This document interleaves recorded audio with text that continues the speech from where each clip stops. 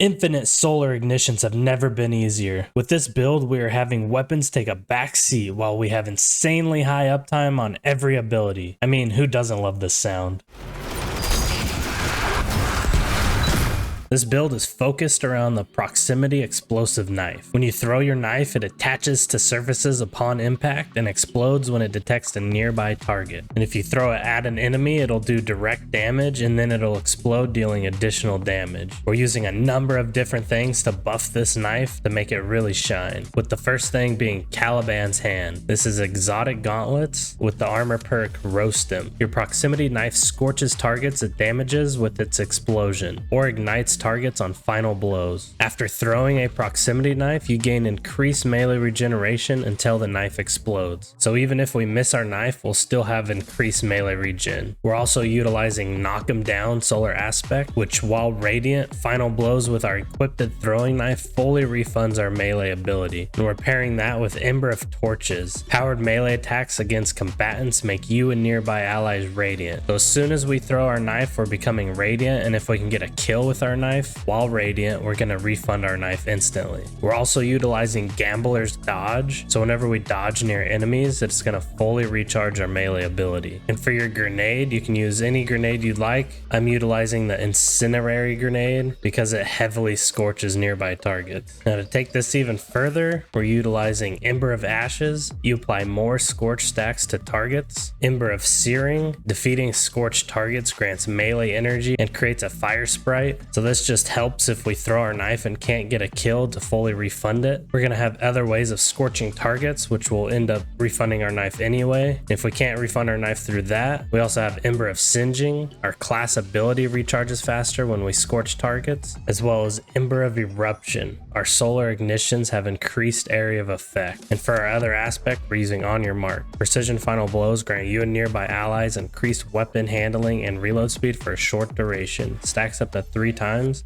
And whenever we dodge, it's going to immediately give us 3 stacks. Now, weapons for this build aren't that important. The only thing you really need to make sure you have is a weapon with incandescent. Obviously, some weapons are better than others. Like if you have a conditioned finality, that's super good, but it's definitely not needed. Just make sure you have any type of weapon with incandescent, because incandescent, if we mess up our throwing knife and we don't have our dodge, if we defeat an enemy, it'll spread scorch stacks to nearby targets. And when we scorch targets, it's going to give us energy back for our dodge as well as our melee. There's a few things in the artifact that can help this build go even further, with the first one being Elemental Orb Solar. While using a solar subclass, solar weapon final blows have a chance to spawn a solar elemental orb. Solar orbs can be thrown to create a solar explosion that scorches targets it damages. So simply by throwing and hitting enemies with this, it's going to scorch targets nearby, which will help refund our abilities. And we're pairing that with Refreshing Pickup. So as soon as we pick up an elemental orb or a tangled, it's going to grant energy to our least powered ability. You can also have elemental munitions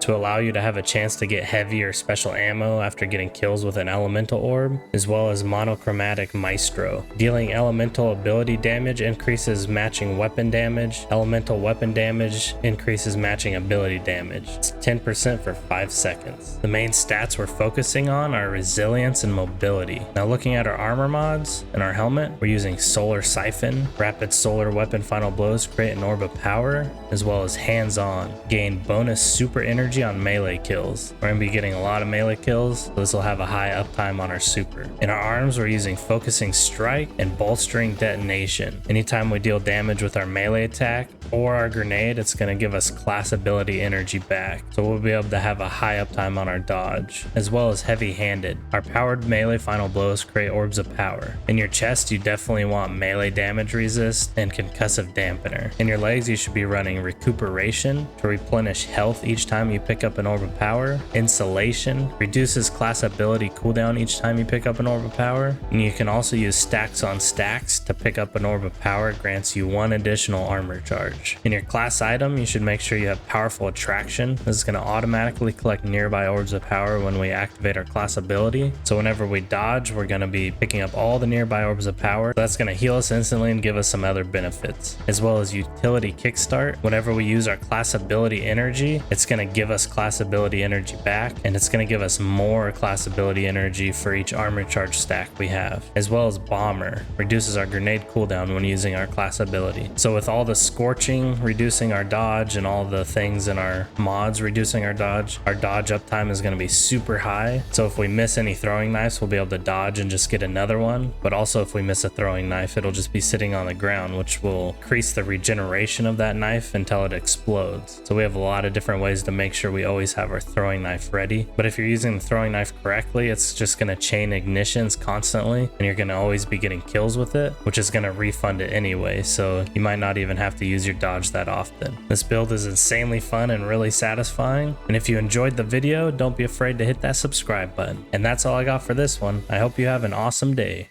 Peace.